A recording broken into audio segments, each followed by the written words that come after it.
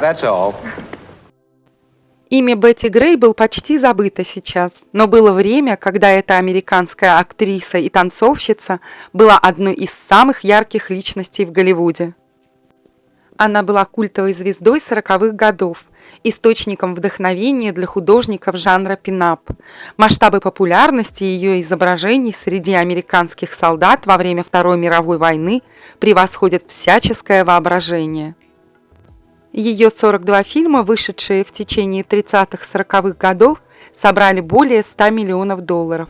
Она установила кассовый рекорд, становясь 12 лет подряд самой кассовой знаменитостью. Министерство США в 1946 и 1947 году назвало ее самой высокооплачиваемой американской женщиной.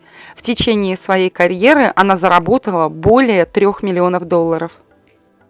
Элизабет Рут Грейбл родилась 18 декабря 1916 года в Сент-Луисе, штат Миссури.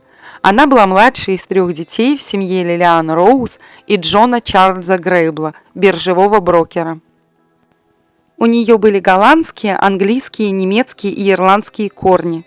Стать исполнительницей маленькую Бетти воодушевила ее мать, сильная и настойчивая женщина, любящая своих детей. С ее помощью она принимала участие в многочисленных конкурсах красоты, многие из которых она выигрывала, а в некоторых добивалась значительного внимания со стороны жюри и зрителей. 12-летняя Грейбл и ее мать отправились в Голливуд в 1929 году после печально известного краха фондового рынка, в надежде достичь славы. Чтобы получить работу для дочери, Лилиан Грейн солгала о ее истинном возрасте, утверждая продюсерам и агентам кастинга, что ей уже 15 лет. В том же году она дебютировала как певица в хоре в фильме «Счастливые дни» 1929 года, где даже не была указана в титрах. В возрасте 13 лет Грейбл под псевдонимом Фрэнсис Дин подписала контракт с продюсером Сэмюэлом Голдвином, став тем самым одной из девочек Голдвина вместе с Энн Соттерн, Вирджинией Брюс и Палет Годар.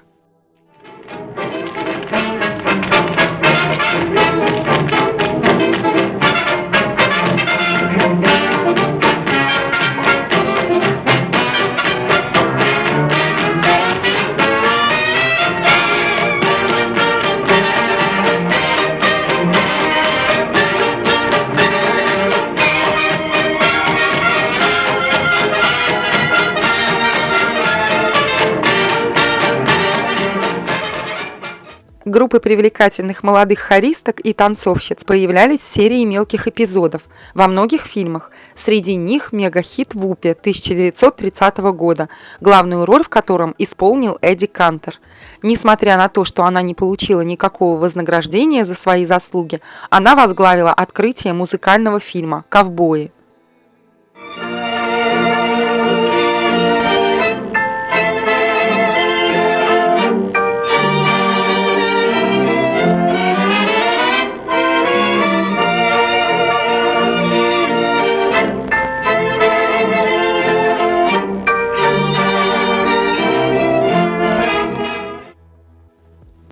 Вскоре она подписала контракт с РКО Pictures, и ее определили на обучение актерскому ремеслу, а также пению и танцам в студийной и драматической школе. Ее первым фильмом на студии стала картина «Стажировка» 1932 года, где 14-летняя Грейбл сыграла свою первую значительную роль на экране. В течение следующих лет она снова играла эпизодические роли в фильмах, где даже ее не указывали в титрах. Но многие из этих картин стали всемирно успешными, такие как фильм «Кавалькада» 1933 года, снятый по одноименной пьесе. Далее последовали более крупные роли в фильмах «Веселая разведенная» 1934 года и «Следуя за флотом» 1936 года, где главные роли исполнила популярная в то время танцевальная пара Джинджер Роджерс и Фред Астер. Sweet and so agreeable, and I feel so gosh agreeable. Do warm me or I'll freeze and left knock-knees.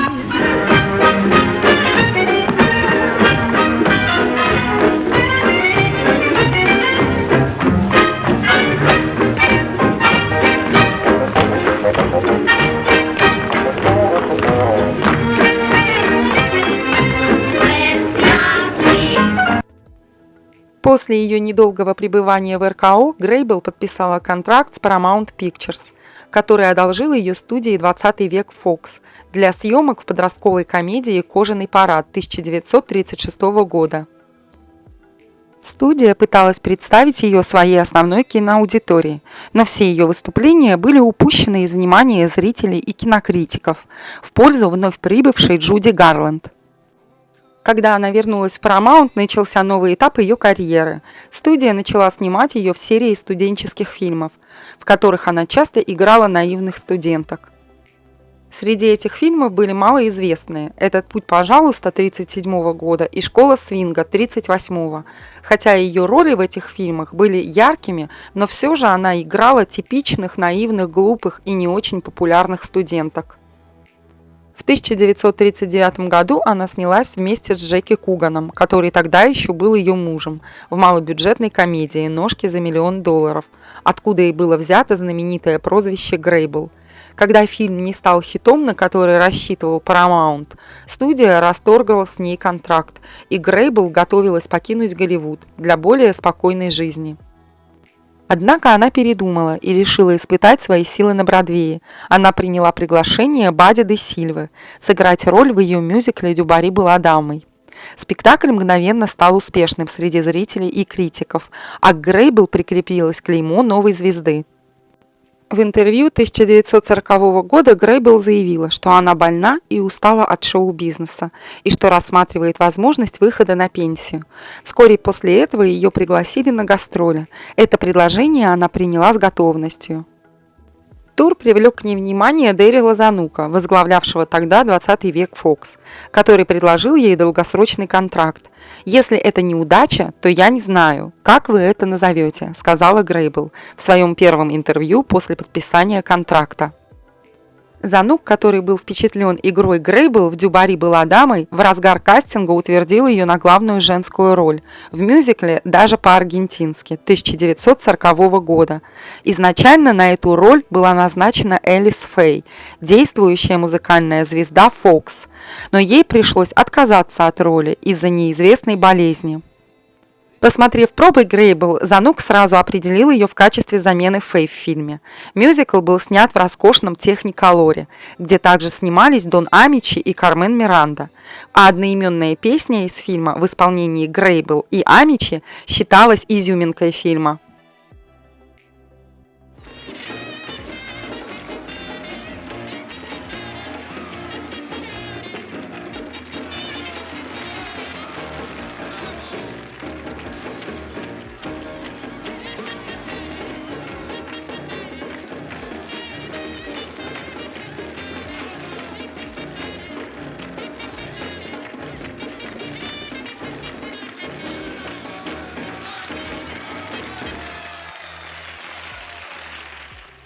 Даже по-аргентински был положительно оценен критиками и на момент выхода фильма собрал хорошую кассу, после чего многие критики провозгласили, что Грейбл может стать преемницей Элис Фэй. Успех фильма привел Грейбл на кастинг фильма «Тин Пен Элли» 1940 года. В этом фильме Грейбл и Фэй играли роль двух сестер. За свою игру обе актрисы получили благоприятные отзывы, и фильм окупил все финансовые вложения. Wouldn't you like to know that I'm your sugar? I just have to touch your cup. You're my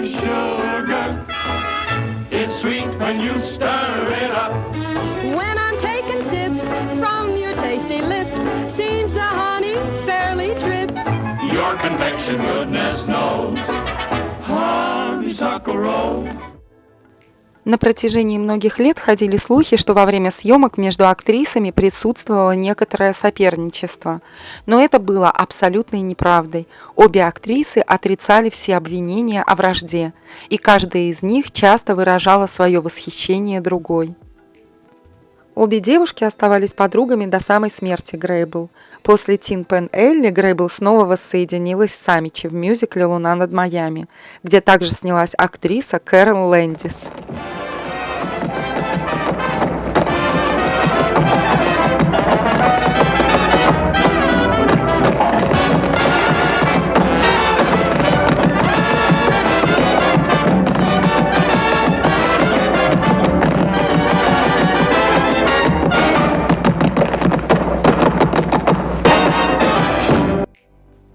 В 1941 году Фокс пытался разнообразить актерский диапазон ролей и расширить зрительскую аудиторию Грейбл, дав ей роли в более серьезных фильмах, чем она снималась ранее.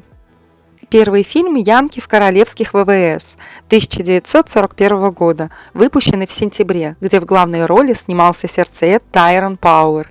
Грейбл играла роль Кэрол Браун, девушки, которая днем работает в женских вспомогательных военно-воздушных силах, а ночью подрабатывает певицей в ночном клубе.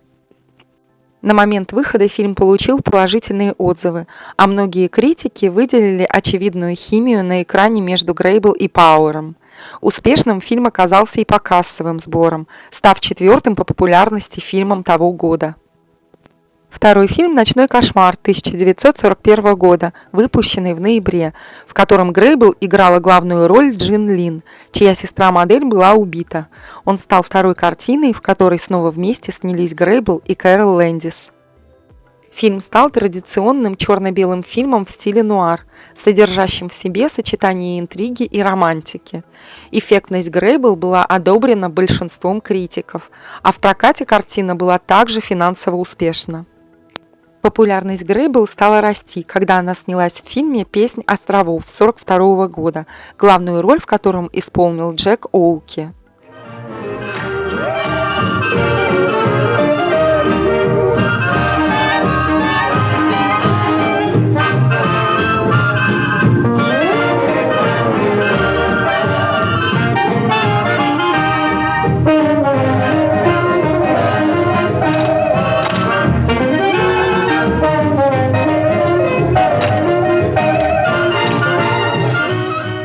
Далее последовал фильм «Серенада рампы» 1942 года, где она сыграла гламурную звезду Бродвея. В главной роли в фильме блистал актер Джон Пейн. Успешным оказался фильм «Весна в скалистых горах» 1942 года, где также снимались Джон Пейн, Сезар Ромеро, Кармен Миранда и ее будущий муж, дирижер Гарри Джеймс. Режиссером фильма был Ирвин Каммингс. Фильм стал хитом и крупнейшим успехом Грейбл на сегодняшний день, собрав в прокате более $2 миллионов. Успех фильма привел к тому, что студия повысила ей гонорар и предложила более широкий выбор ролей. Следующий фильм Грейбл «Кони Айленд», вышедший в июне 1943 года, собрал более $3,5 миллионов в прокате и был хорошо принят критиками. Glamorous Betty Greyble in the supreme success of her sensational career.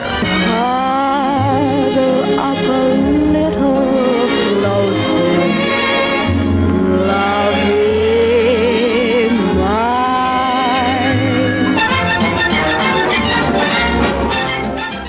Она сотрудничала с фотографом Фрэнком Повальни, который сделал несколько фотографий Грейбл в обтягивающем сплошном купальнике. Широко известна стала одна фотография, где она стоит спиной к камере и игриво улыбается, глядя через правое плечо. Фотография была выпущена в качестве плаката и была популярна среди солдат американской армии. Фото разошлось миллионными тиражами и в конечном счете по популярности превзошло фотографию Риты Хейвард, сделанную в 1941 году. Успех Грейбл как пин-ап-модели способствовал ее карьере в качестве главной кинозвезды. По мере того, как росла ее популярность, руководитель Fox Дэрил Занук выражал интерес к расширению спектра ее ролей. Занук несколько раз пытался дать ей роли в фильмах, которые бросали вызов ее актерским способностям. Но сама Грейбл неохотно относилась к этому. Она чувствовала себя неуверенной в своем таланте, из-за чего у нее не было желания соглашаться на роли, которые, по ее мнению, слишком много требовали от нее. Она предпочитала сниматься в ярких и ритмичных мюзиклах, многие из которых были из стандартных сюжетов – знакомство юноши и девушки. Но на самом деле многие из ее фильмов были утонченными, и когда дело доходило до истории сюжета, они были сильны энергией, особенно во время музыкальных и хореографических номеров.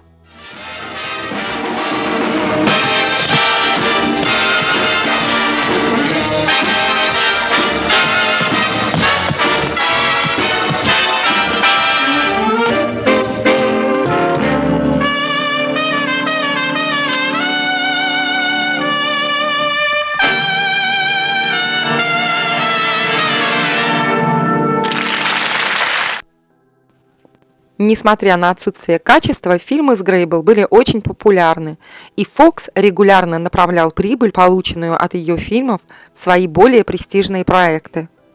Занук уступил просьбам Грейбл не вмешиваться в ее собственную формулу успеха на экране, в результате чего специально для нее студия сняла фильм под названием «Девушка с обложки» в 1944 году.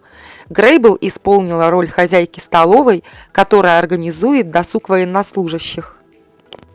Лента была выпущена в апреле 1944 года и собрала приличную кассу, однако критики не очень хорошо восприняли фильм.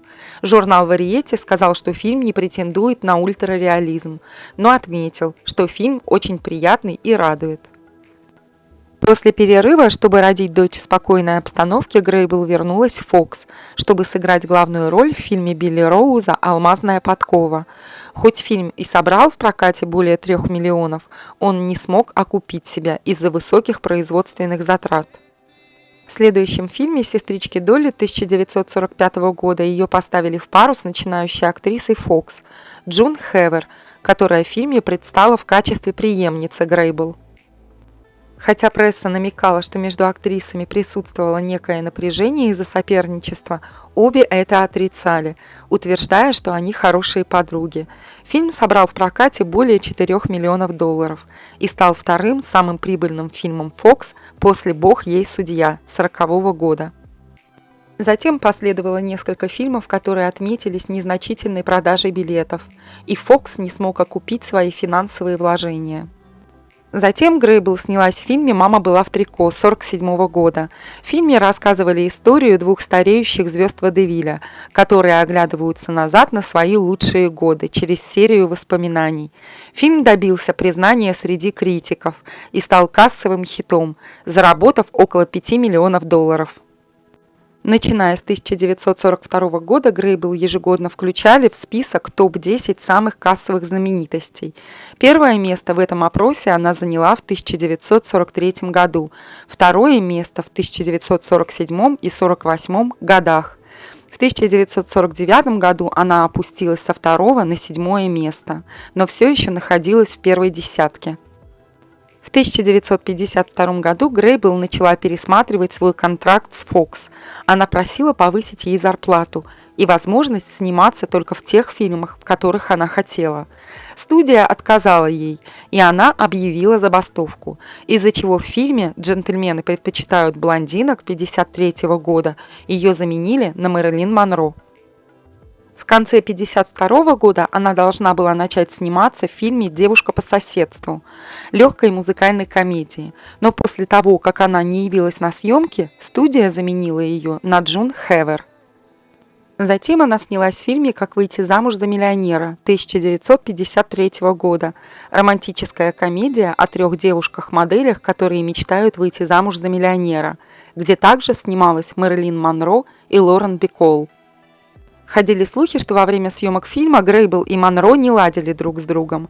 Предполагалось, что Грейбл, чья карьера шла на спад, завидовала Монро, которая становилась новоиспеченной звездой Fox и, вероятно, даже неофициальной преемницей Грейбл.